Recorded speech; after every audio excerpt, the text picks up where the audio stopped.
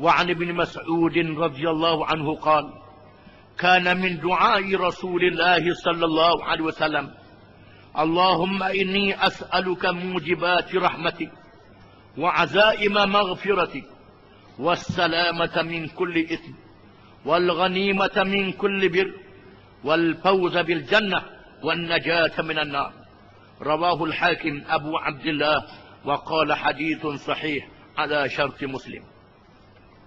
Maksudnya, dan daripada Ibn Mas'ud radhiyallahu an, katanya adalah daripada doa Rasulullah sallallahu alaihi wasallam, Allahumma inni as'aluka mujibati rahmatik wa azaima maghfiratik wassalamata min kulli ithm wal ghanimata min kulli bir wal fawza bil jannah wan najata minan nar. Hadis riwayat Al-Hakim Abu Abdullah, katanya hadis ini sahih mengikut syarat Muslim, Imam Muslim.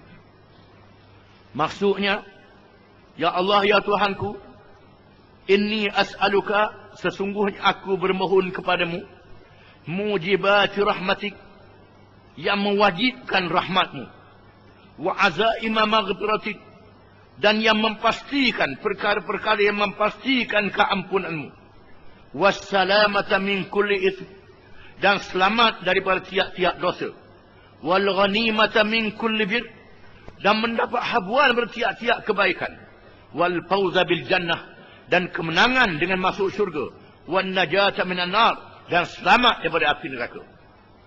Inilah di antara doa Nabi SAW. Doanya banyak. Jadi Nabi ajar pada sahabat-sahabat dia dengan doa-doa yang pendek saja. Doa-doa yang pendek. Yang penting ialah yang berkekalan. Pendek tak apa, berkekalan. Jangan panjang, baca sekali, berhenti selalu. Doa-doa. Pendek yang berkekalan, itu lebih baik. Kalau panjang yang berkekalan, itu lebih baik lagi. Wallahu a'lam.